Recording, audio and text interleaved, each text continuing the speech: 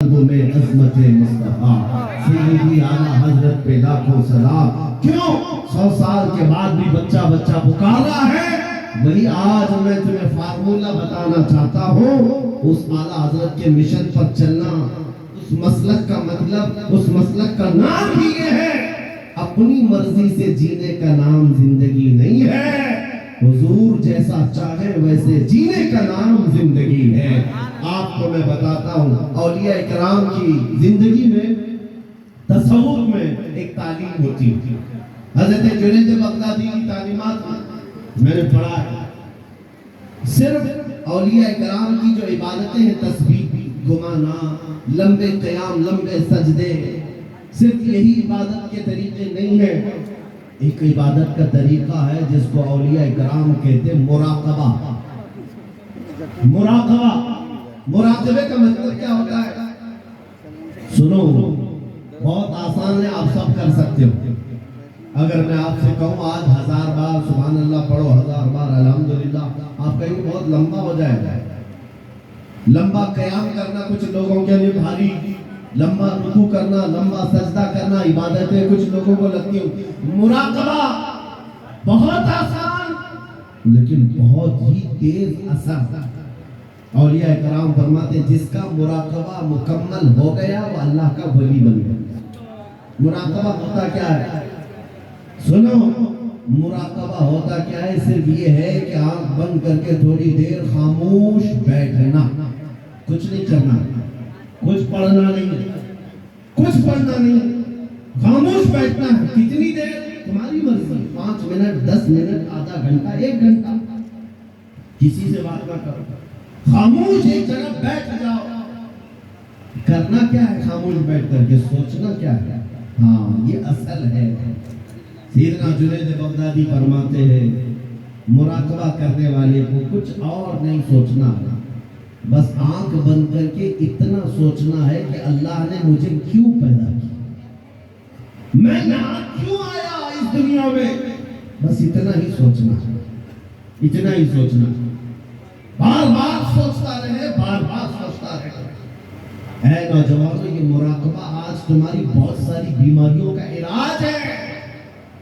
سوچنا کبھی آنکھ بند کر کے، کیا میں اس لیے آیا رات بھر انٹرنیٹ پر گیم کھیلنے کے لیے اللہ نے مجھے پیدا کیا؟ کیا میں دنیا میں لڑکیوں سے چھیڑ چھاڑ کرنے کے لیے پیدا کیا گیا ہوں؟ کیا میں دنیا میں دن رات کھیل کود کے لیے پیدا کیا گیا ہوں؟ لوگوں سے گپے لگانے کے لیے پیدا کیا گیا ہوں؟ میں لوگوں سے ہنسی مذاق میں اپنا وقت کو برباد کرنے کے لیے پیدا کیا ہوں؟ کیوں پیدا کیا گیا ہوں؟ تمہارا دل آخر ایک دن جواب دے گا، اللہ کی طرف سے تمہیں ہی ملے گی بات، تم کیوں پیدا کیے گئے، کیوں پیدا کیے؟ تمہیں پتا چل جائے گی مراقبے میں، جس دن تمہیں پتا چل جائے کیوں پیدا کیا گیا، اگر حقیقت کو پہنچ گئے اسی دن اللہ کے ولی بن گئے۔ اب میں آپ کو بتاتا ہوں، جن لوگوں کا مراقبہ مکمل ہوا، وہ زندگی میں اگر سوچتے سوچتے اس نقطے کو پہنچ گئے کہ میں کیوں پیدا ہوا، تو پھر آنکھ کھول کر کے وہ پکار کر کہتے ہیں ہم دنیا میں کیوں پیدا ہوئے؟ نتیجہ نکلا دہن میں زبان تمہارے لیے، بدن میں ہے جان تمہارے لیے۔ یا رسول اللہ، ہم آئے یہاں تمہارے لیے، اٹھے بھی وہاں، ہم اپنے لیے نہیں آئے، آقا آپ کے لیے آئے۔ مراقبے میں جو اس نقطے کو پہنچ گیا، بریلی کا امام پکار کر کہنے لگا مجھے اللہ نے کھیل کود کے لیے نہیں بنایا، مجھے اللہ نے صرف بازاروں کی زینت کے لیے نہیں بنایا، مجھے اللہ نے زندگی اپنی مرضی سے گزارنے کے لیے نہیں بنایا۔ اور اس اعلیٰ حضرت کے عظیم پوتے تاج الشریعہ نے بھی پکار کر کہا، جب ان کا مراقبہ مکمل ہوا، جب وہ سوچتے رہے میں کیوں پیدا ہوا، میں کیوں دنیا میں آیا، تب پھر تاج الشریعہ نے بھی جواب دیا ہم اس لیے پیدا کیے گئے ہیں، زندگی یہ نہیں کسی کی کسی کے لیے، زندگی ہے نبی کی نبی کے لیے، نہ سمجھ مرتے ہیں زندگی کے لیے، جینا مرنا ہے سب کچھ نبی کے لیے۔ نعرہ تکبیر، نعرہ رسالت، جشن عید میلاد النبی، آمد ماہ ربیع النور، زندگی حضور پاک صلی اللہ علیہ وسلم کے لیے امانت بن کر کے امانت بنا کر دی گئی ہے. تم کیا سمجھتے ہو اے نوجوانوں؟ آپ کو یہ لگتا ہے جوانی کی آج طاقت و قوت ہے، مجھے اپنے مرضی سے فیشن کرنے دو، اپنے مرضی سے ماڈرن زندگی گزارنے دو، اور دنیا کے پیچھے تم چل پڑے، اس دنیا کے پیچھے جو ہر دن اپنا شوہر بدلتی ہے. اعلیٰ حضرت فرماتے ہیں شہد دکھائے زہر پلائے، قاتل دائم شوہر کچھ، اس مردار پہ کیا للچانا دنیا دیکھی بھالی ہے. تمہیں معلوم ہے یہاں کتنے ہیرو آئے اس کے بعد زیرو ہو گئے. یہاں جوانی میں اپنے میک اپ سے چمکنے والے بڑھاپے میں ڈھیلے پڑ گئے. یہاں لوگ روزانہ بدلتے رہے تھے. کسی بھی فیلڈ میں دیکھ لو، کچھ لوگوں کو لگتا ہے پردہ سیمی پر بالی ووڈ اور ہالی ووڈ پر تھرکنے والے مجرے کرنے والے سٹار ہیں، یہ بڑے بڑے ہیرو ہیں، اور ان کے پیچھے قوم بھاگتی ہے. میاں یہ صرف اور صرف ڈھلتی چھاؤں ہے. تھوڑے دنوں کے بعد ان کے چہرے کا غازہ اڑ گیا تو یہی قوم دوسرا ہیرو ڈھونڈتی ہے، دوسرا انہیں چاہیے. اور نیتا نگری میں بھی دیکھا گیا 40 سال بیچارے پارٹیوں کی خدمت میں لگے رہے، بڑھاپے میں پھر آدھے کے بعد پارٹی نے کونے میں بٹھا دیا. اب تمہارا کام ختم ہو گیا، تمہارا کام ختم ہو گیا، اب نوجوان دوسرے آئیں گے. لیکن میرے عزیزو، ایک مکتبہ میں نے ایسا دیکھا، ایک مدرسہ ایسا دیکھا یہ حضور کے غلاموں کا ہے. یہاں جتنا بوڑھا ہوتا ہے اتنی عزت بڑھتی جاتی ہے، جتنا بوڑھا ہو جائے اتنی عزت بڑھتی چلی جاتی ہے.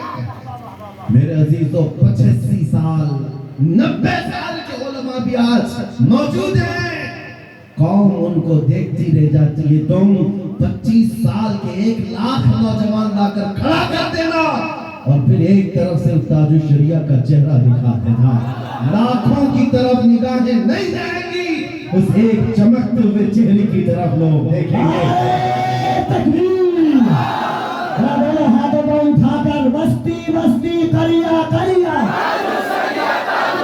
بستی بستی کریا کریا، ان کا سورج فیض کا دریا.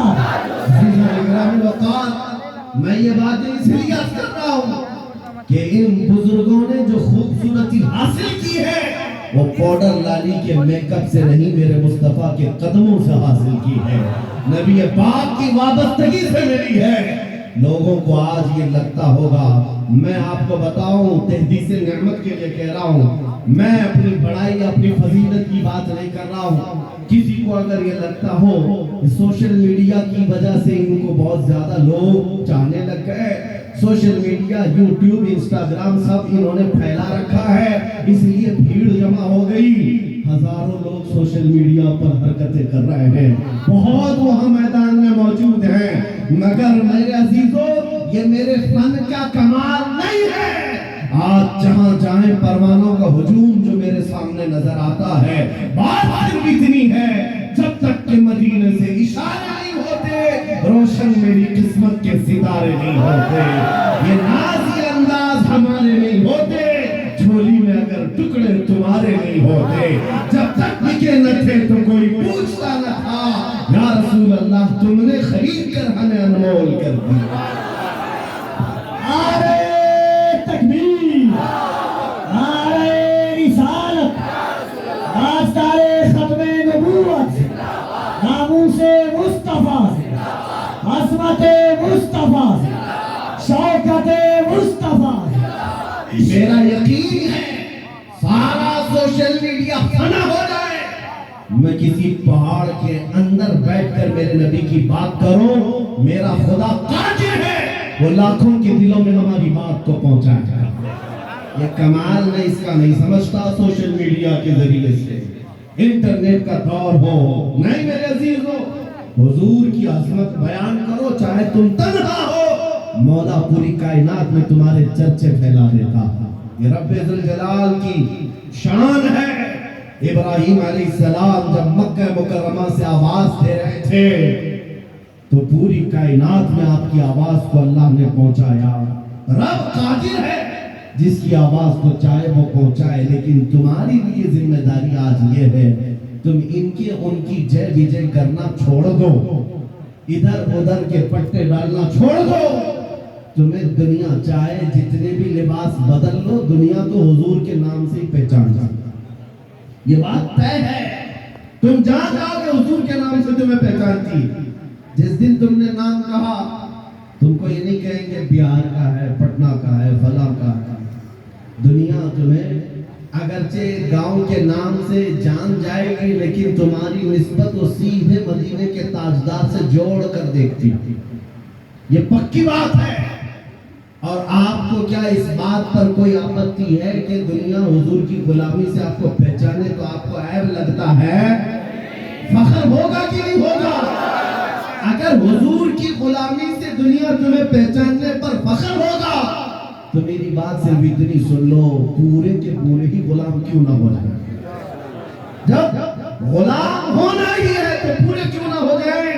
اعلیٰ حضرت نے کیا خوب کہا، آج میں ان کی پناہ، آج مدد مانگ ان سے، کل نہ مانیں گے قیامت میں اگر مان گیا۔ انہیں جانا انہیں مانا، نہ رکھا غیر سے کام، للہ الحمد میں دنیا سے مسلمان گیا۔ آج میں آپ کو بات بتاتا ہوں، امام غزالی رحمۃ اللہ تعالیٰ علیہ سے پوچھا گیا، جب امت پر کوئی سخت وقت آ جائے، توجہ چاہتا ہوں، علاج، امت پر ایسی کٹھنائیں آ جائے کہ فتنوں کا عروج ہو جائے، فتنے بہت بڑھ جائیں، امت مصطفیٰ کی شوکت پر سوال آ جائے، ایسے وقت میں علاج کیا ہے امت مصطفیٰ کے لیے؟ کیا آپ حل بتاتے ہیں؟ آج ہم سے بھی لوگ پوچھتے ہیں، انٹرویو میں پوچھتے ہیں مسلمانوں کے لیے حل کیا ہے؟ امام غزالی نے فرمایا ایک ہی حل ہے، ان کے سینوں کو حضور کی محبت سے بھر دیا جائے، حضور کی محبت سے بھر دیا جائے۔ میرے عزیزو، لوگ مجھے عرسوں میں بھی بلاتے ہیں، پتہ نہیں کتنے کتنے جلسوں میں بلاتے ہیں، میں تو بات صرف حضور کی کرتا ہوں۔ وجہ صرف یہ ہے، میں نے سب کو سمجھا رکھا ہے، آج ہمیں علاج کرنا ہے، جس چیز کی ضرورت ہے وہی دو، جب علاج کمپلیٹ ہو جائے انشاءاللہ یہ جس جگہ بھی لے جاؤ گے یہ کھڑے ہو جائے۔ امام غزالی نے فرمایا ان کے دلوں کو حضور کی محبت سے بھر دو۔ آپ سے پوچھا گیا، ویسے تو ہر مسلمان کہتا ہے مجھے حضور سے محبت ہے، ابھی میں پوچھوں ایک ہاتھ میں دو ہاتھ اٹھائیں گے حضور سے محبت ہے یا نہیں؟ اگر ابھی سوال کرے ہر کوئی پکار کر کہے گا ہاں حضور سے محبت ہے، میں تو جان دینے کو تیار ہوں، ہر کوئی کہے گا۔ امام غزالی نے فرمایا ہاں ہر کوئی کہتا تو ہے، لیکن بات کیا ہے سنو، انسان کی فطرت ہے اور دنیا کا دستور ہے، جو انسان جس سے جتنی محبت کرتا ہے دن میں اس کا بار بار ذکر بھی کرتا ہے، بار بار اس کو یاد کرتا ہے، بار بار یاد کرتا ہے، اور جب بار بار کسی کا ذکر کرنے لگ جائے تو سمجھ لو اس کا دل بھر گیا ہے، عشق سے محبت سے بھر گیا ہے، اور نہیں ذکر ہی نہیں کرتا، یوں ہی کہتا ہے تو وہ جھوٹا آدمی ہے، وہ جھوٹ بولتا ہے۔ حضور سے محبت کہتا تو ہے، لیکن اس کی زندگی میں نظر کبھی نہیں آتا۔ کہیں ایسا تو نہیں میرے عزیزو، آج میں نوجوانوں کو دیکھتا ہوں فلمی گانوں کے، ان کو لائنیں یاد ہو جاتی ہیں، فلموں کے ڈائلاگ یاد ہو جاتے ہیں، میرے نبی کی 4 حدیثیں کیوں نہیں یاد؟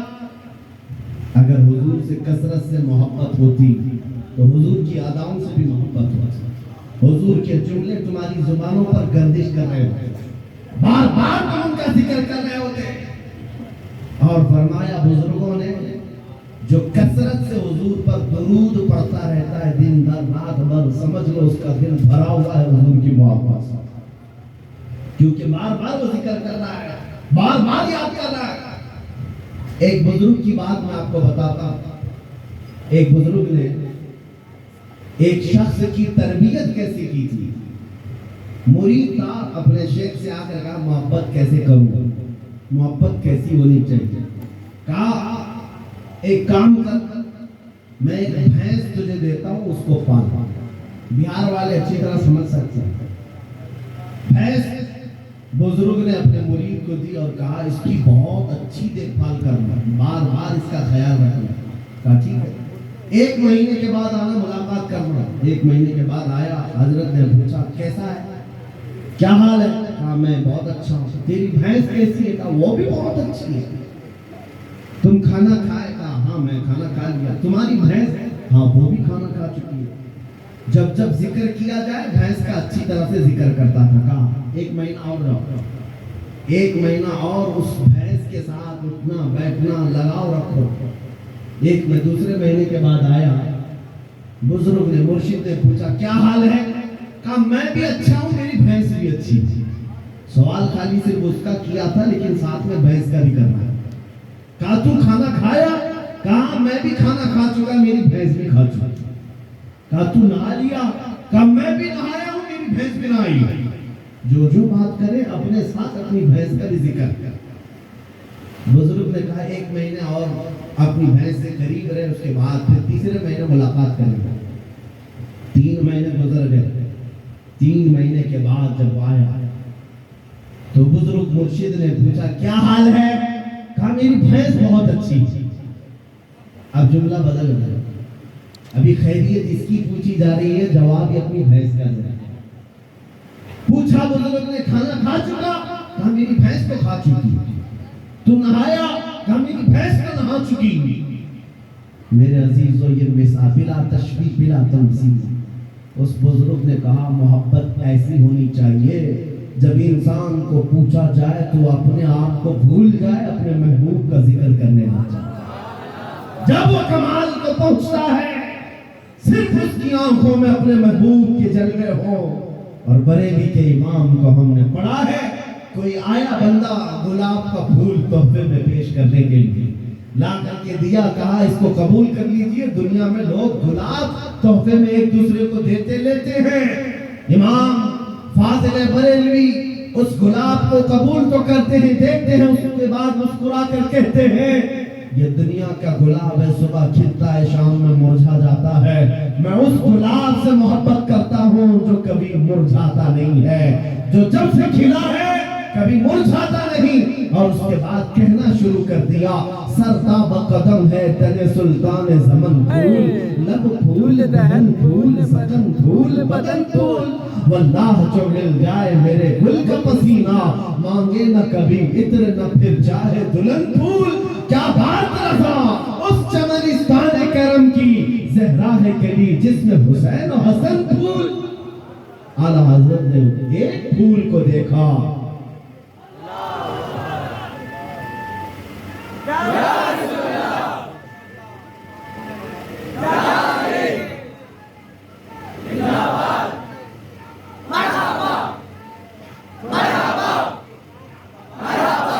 حضور پاک صلی اللہ تعالیٰ علیہ وسلم کا ذکر آیا.